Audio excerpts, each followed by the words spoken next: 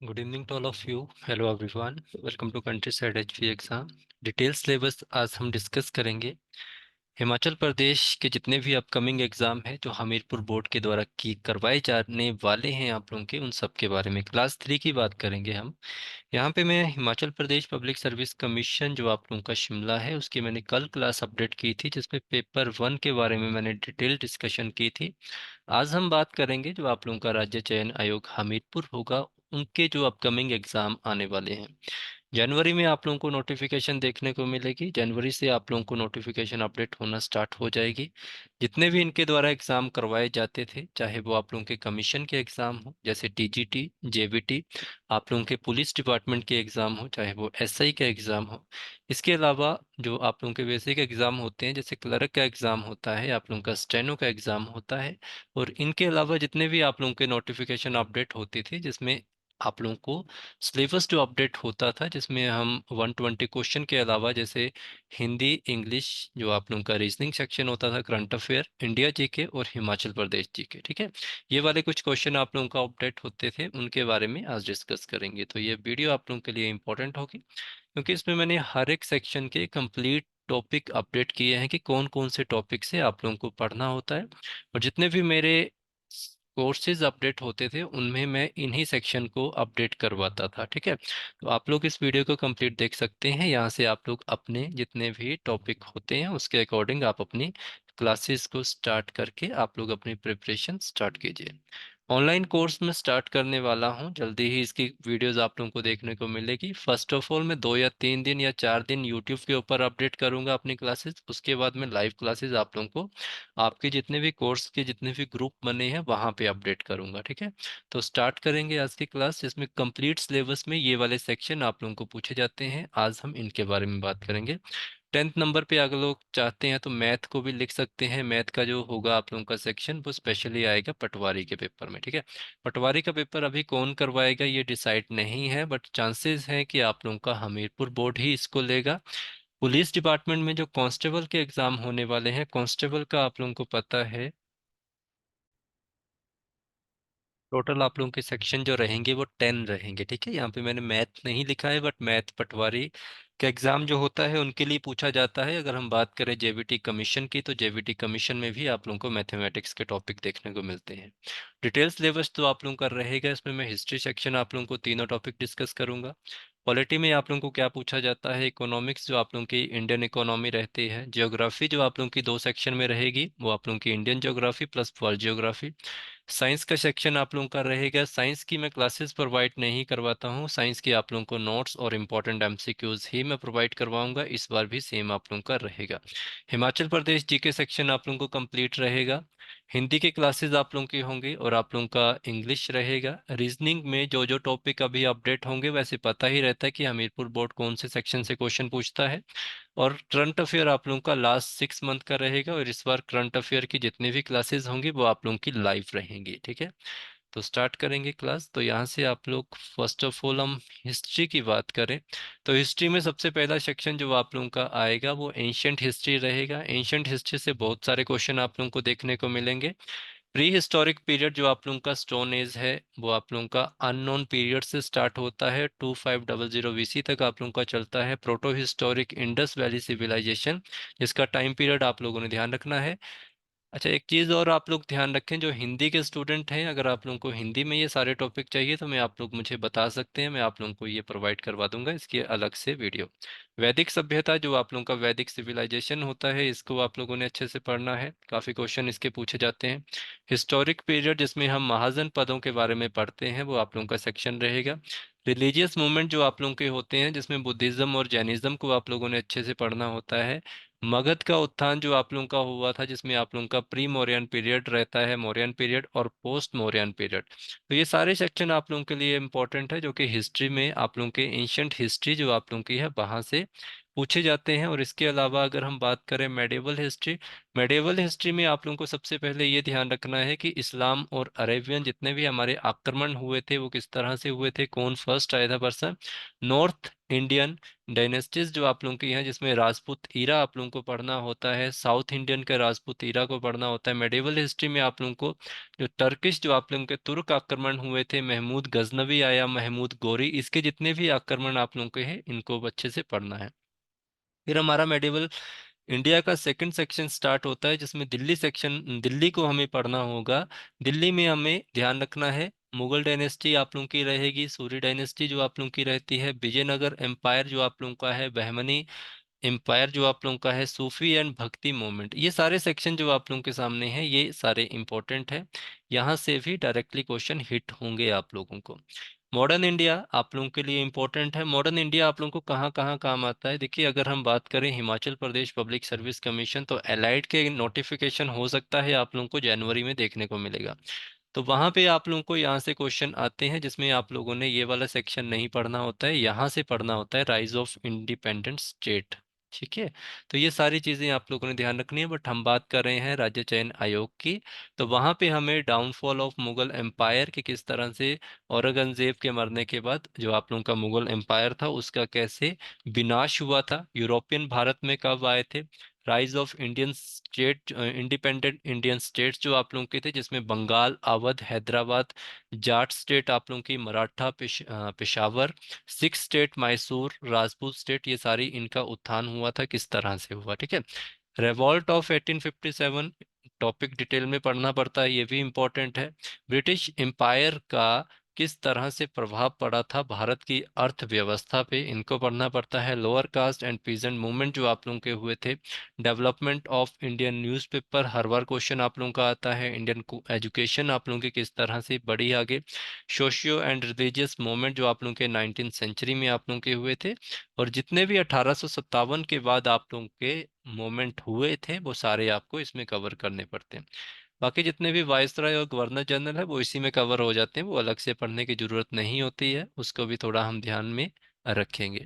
इसके बाद देख लीजिए इंडियन मूवमेंट जो आप लोगों के होंगे, चाहे आप लोगों का नेशनलिज्म हुआ था उसमें कांग्रेस के जितने भी सेक्शन थे, फ्रीडम स्ट्रगल हुए थे, इरा ऑफ लिबरल आप लोगों का है, अल्ट्रा नेशनलिज्म के आप लोगों ने ये डेट याद रखनी है, ये भी इंपॉर्टेंट होती है। गांधीयन इरा आप लोगों ने पढ़ना है।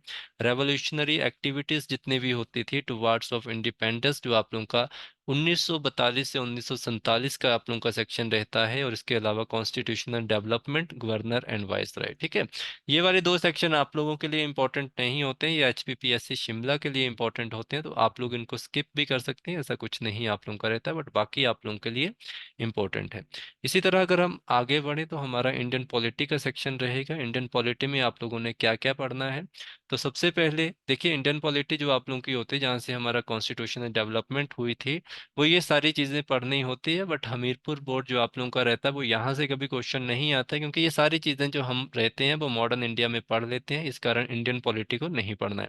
हमें इंडियन पॉलिटी जो पढ़नी होती है वो मेकिंग ऑफ कॉन्स्टिट्यूशन से पढ़नी होती है, जहाँ से अगर हम बात करें कॉन्स्टिट्यूशन, कॉन्स्टिट्यूएंट असेंबली को पढ़ना है, इंटीरियम गवर्नमेंट आप लोगों की बननी है, जितनी भी इंपॉर्टेंट कमेटी हैं कॉन्स्टिट्यूशन असेंबली की इनको पढ़ना होता है।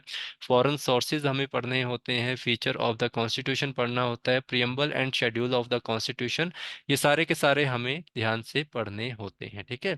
तो इन चीज़ों को भी आप लोगों ने थोड़ा ध्यान रखना है। अगर हम बात करें आगे, शेड्यूल जितने भी आपके कॉन्स्टिट्यूशन के होंगे और उसके साथ साथ प्रियम्बल आप लोगों को पढ़ने होंगे, parts and article of constitution.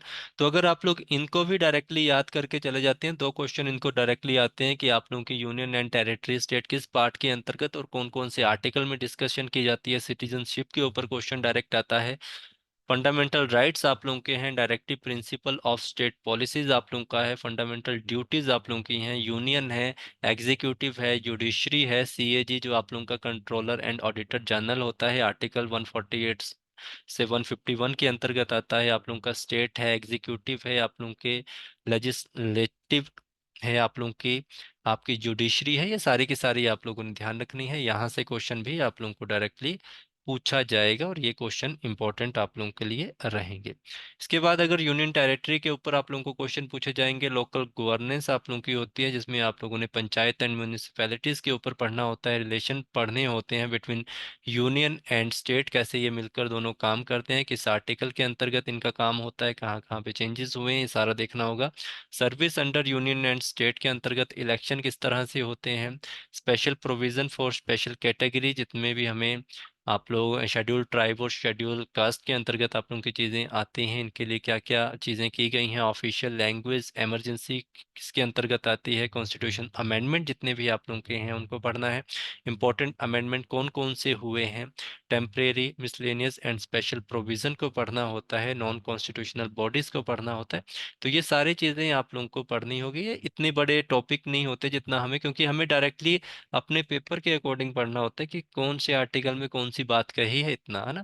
अगर हम हमीरपुर बोर्ड की बात करें तो डायरेक्टली क्वेश्चन है, और एचपीपीएससी शिमला भी डायरेक्ट क्वेश्चन पूछता है, वो इसको डिटेल में लेके नहीं जाएगा, तो इसको ध्यान रखें। अगर हम एचजीएस की बात करें तो वहाँ पे भी डायरेक्ट क्वेश्चन आप लोगों को हिट होते हैं, तो यहाँ पे भी सेम रहेगा।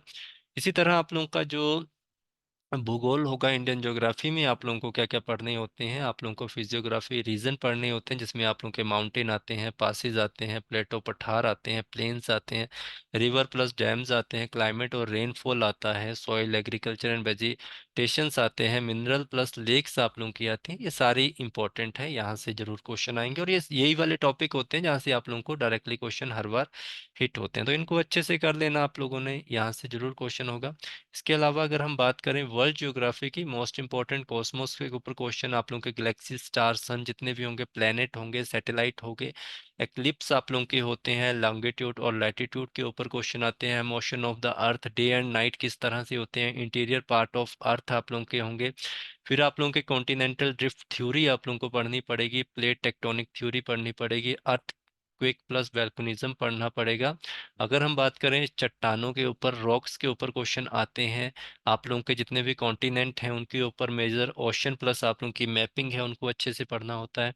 फिर ओशन करंट आप लोगों का हो गया, फिर आप लोगों के जो टाइड होते हैं उनको पढ़ना होता है, सुनामी आप लोगों के होंगे, एटमॉस्फेयर आप लोगों का होगा, प्रेशर बेल्ट आप लोगों की, विंड आप लोगों की होंगी, फिर प्रिसिपिटेशंस आप लोगों के होंगे, साइक्लोन होंगे, ये सारे टॉपिक आप लोगों के हैं वर्ल्ड ज्योग्राफी में, और एक एक क्वेश्चन हर एक टॉपिक से पूछा जाता है, तो ये भी ध्यान आप लोग रखेंगे। इसके बाद अगर हम बात करें इंपॉर्टेंट टॉपिक इंडियन इकोनॉमी, जिसे पढ़ने में स्टूडेंट को हर बार दिक्कत होती है, बट ये काफ़ी इजी सा टॉपिक होता है, कॉन्सेप्ट क्लियर होंगे तो सारा कुछ होगा, ठीक है।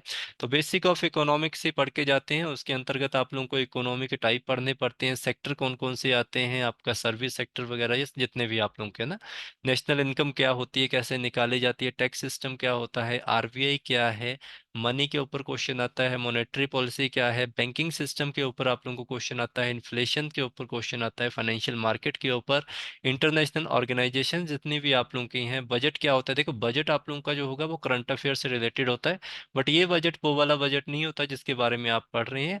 ये बजट वो है कि इसकी हिस्ट्री क्या है, ठीक है, बजट वही है जो आप लोग सोच रहे हैं, बट करंट अफेयर के अंतर्गत नहीं पढ़ना होता है हमें, यहाँ पे हमें सिर्फ ये देखना होता है कि पहला बजट कब पास हुआ था, 2024 में आप लोगों का आने वाला है उसके ऊपर। तो ये चीज़ें ध्यान रखनी पड़ती है, किस किस तरह से तैयार हुआ था, एग्रीकल्चर में कितना चलता है, पब्लिक सेक्टर में, प्राइवेट सेक्टर में, तो ये सारी चीज़ें। भारत में बेरोजगारी दर कैसे निकालते हैं, किस तरह से, इसके बारे में सारी बातें पढ़नी होती हैं। गरीबी जो आप लोगों की होती है, पॉवर्टी, इसके अंतर्गत कौन कौन सी स्कीमें चली हैं। बैलेंस ऑफ पेमेंट आप लोगों का होता है, एमएसएमई, एमएसपी और रेवोल्यूशंस जो होते हैं इनको पढ़ना होता है। पब्लिक सेक्टर यूनिट होते हैं, स्पेशल इकोनॉमिक जोन्स होते हैं, और आप लोगों की इंडस्ट्रियल पॉलिसी होती है, इकोनॉमिक प्लानिंग होती है, मार्केट होती है, प्रोडक्शन कॉस्ट और रेवेन्यू होता है, डिमांड एंड सप्लाई, और गवर्नमेंट स्कीम। गवर्नमेंट स्कीम हम करंट अफेयर में भी पढ़ लेते हैं, बट कुछ एक ऐसी स्कीम्स होती हैं जिनको हम इकोनॉमिक्स के सेक्शन में ही कंप्लीट करेंगे, तो वो भी आप लोगों के लिए इंपॉर्टेंट रहेगा। इसके बाद अगर हम बात करें हिंदी का सेक्शन, देखो मैंने पहले कहा साइंस के जितने भी टॉपिक होंगे मैं इसकी कोई भी लाइव क्लासेस या कोई रिकॉर्डेड क्लास आप लोगों को नहीं दूंगा, मैं इसकी आप लोगों को डायरेक्टली पीडीएफ दे दूंगा, और इसके इंपॉर्टेंट एमसीक्यूज वहां से क्वेश्चन बनते हैं। शुद्ध वाक्य आप लोगों का हो गया, वाक्य हो गया, रिक्त स्थान हो गए, संज्ञा, समास, मुहावरे, अलंकार, विशेषण, क्रिया के भेद, ये वाला सबसे इंपॉर्टेंट टॉपिक होता है, यहाँ से क्वेश्चन जरूर पूछे जाते हैं, दो से तीन, अव्यय, निपात, अभिकारी शब्द, वर्णमाला, व्यंजन के भेद, वर्णों का उच्चारण स्थान, तत्सम, तद्भव, देशी और विदेशी शब्द। और इसके अलावा अगर हम बात करें उपसर्ग और प्रत्यय के ऊपर भी आप लोगों को क्वेश्चन पूछे जाते हैं, तो ये भी इम्पोर्टेंट है, ये ध्यान रखना। इसके अलावा इंग्लिश सेक्शन में बेसिक ग्रामर आप लोगों को जरूर पूछी जाएगी। वॉइस हो गए आप लोगों के, करेक्ट सेंटेंस हो गए, डायरेक्ट एंड इनडायरेक्ट फॉर्म हो गया, सिमिलर मीनिंग हो गया, इनकरेक्ट सेंटेंसेस के अंतर्गत क्वेश्चन होंगे, अरेंज जंबल वर्ड्स होंगे, फिल इन द ब्लैंक्स। ठीक है, ये वाले टॉपिक आप लोगों को पूछे जा सकते हैं, यहीं से क्वेश्चन बनेंगे, इसके अलावा कोई टॉपिक ऐसा नहीं होता है। एंटोनिम्स सिनोनिम्स आप लोगों के इसके अंतर्गत होंगे। हिमाचल प्रदेश, अगर हम HPPSC शिमला के बारे में बात करें तो वहाँ पे अगर आप लोग एलाइड, नायब तहसीलदार और एचएस की बात करें, वहाँ पे डिस्ट्रिक्ट भी आप लोगों के लिए इंपॉर्टेंट हो जाती हैं। बट अगर आप हमीरपुर बोर्ड की बात कर रहे हैं तो आप लोगों के लिए ये वाले सेक्शन ज़्यादा इंपॉर्टेंट होते हैं एज कम्पेयर टू डिस्ट्रिक्ट, क्योंकि इन्हीं सेक्शन से आप लोगों की डिस्ट्रिक्ट भी साथ साथ कंप्लीट हो जाती है, तो इनको थोड़ा ध्यान से पढ़ना। Art and culture, sports award, geography, history, administration, famous personality और आप लोगों का करंट अफेयर। करंट अफेयर से 2 से 3 क्वेश्चन बनेंगे, ज़्यादा नहीं आप लोगों को बनेंगे, तो इसको भी हम कवर करेंगे साथ साथ जब हम क्लासेस में पढ़ेंगे। करंट अफेयर आप लोगों को पिछले 6 महीने का ही इंपॉर्टेंट रहेगा, बट हम रिस्क नहीं लेंगे, हम 1 साल का करंट अफेयर कंप्लीट करेंगे, क्योंकि आप लोगों का जब तक एग्ज़ाम होगा तब तक हमारा 1 साल का करंट अफेयर कंप्लीट हो ही जाएगा, तो हम वहाँ से भी करेंगे। बाकी आप लोगों को इसके PDF तो मिलते ही जाएंगे, उसकी कोई दिक्कत आप लोगों को नहीं रहेगी। ठीक है, कोई भी डाउट अगर आप लोगों को हो रिगार्डिंग दिस सिलेबस, और अगर आप लोग चाहते हैं ये जितना भी सिलेबस मैंने डिस्कस किया है इसकी आप लोगों को हिंदी में भी वीडियो बना दूँ तो मैं बना सकता हूँ, तो आप लोग मुझे मैसेज करना इस नंबर पे। कल से मैं आप लोगों को यूट्यूब के ऊपर क्लासेस प्रोवाइड करवाना स्टार्ट कर दूंगा, क्योंकि मैंने आप लोगों को पहले ही कहा था कि मैं लगभग 1 साल से हमीरपुर बोर्ड के ऊपर नहीं पढ़ा रहा था, क्योंकि मैंने आप लोगों से पहले ही कहा था लगभग 1 साल लगेगा, इसके ऊपर पढ़ने का अभी कोई फ़ायदा नहीं है।